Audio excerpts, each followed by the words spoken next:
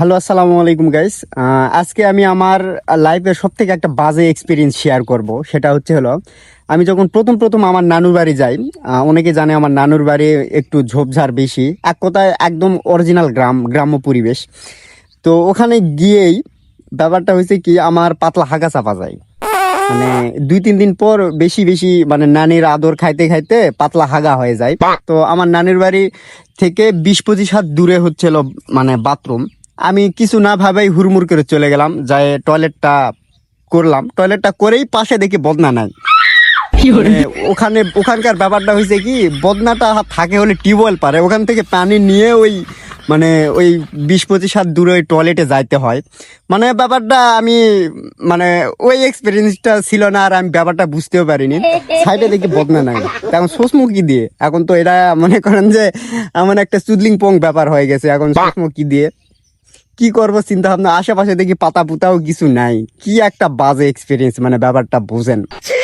তারপর একটুখানি পর মানে আমার মামার বাড়ির যেই মনে করেন যে মানে বাথরুমটা, এটা একটু বাসঝোরের মানে ভিতরে আর কি। ওখান থেকে ভাঙ্গা কি যেন একটা ডাল আসে উপর থেকে ধুম করে পড়লো, আর আমি মনে হয় ইরান থেকে কি কোনো মিসাইল টিসাইল মারলো নাকি ভাই।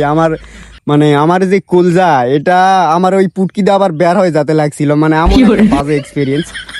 আর কি বলবো, গ্রাম্য পরিবেশের টয়লেটে একটা জিনিস অনেকে হয়তোবা এক্সপিরিয়েন্সটা মানে আপনাদের অনেকেরই আছে, সেটা হলো হেলিকপ্টারের সমান সমান মশা। মানে মশাগুলা যে সুইটা ফুটাবে, মানে করোনার যে টিকার মতো যে এত বড় বড় সুই, এটা ফুটাবে, এটা কাপড় ভেদ করে ফুটাতে হয়। ওর স্ট্রাগল করা লাগিচ্ছে না ভাই, একদম ডাইরেক্ট পুটকিতে আমার একবার মাংস ঢুকাই দিচ্ছে।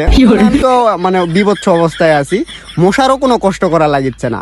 মানে 20-25 হাত দূরে, তাই আমি যে কাউকে ডাকতেও পারতেছি না। আমার মানে নানি বা মামাতো ভাই এদের যে ডাকতেও পারতেছি না।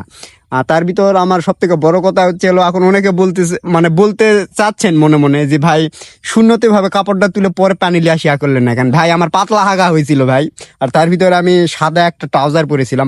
যদি ওইভাবে তুলে যদি যেতাম, মানে ব্যাপারটা গু ভরে জায়গাতে হলুদ হয়ে গেলে একটা ইজ্জতের ব্যাপার ছিল। যাই হোক, এটা আমার বাজে এক্সপিরিয়েন্স, আমার লাইফের সব থেকে বাজে এক্সপিরিয়েন্স এটা। আমি আরো অনেক ছোট থাকতে, এখন তো পরিবেশ অনেক ভালো করছে।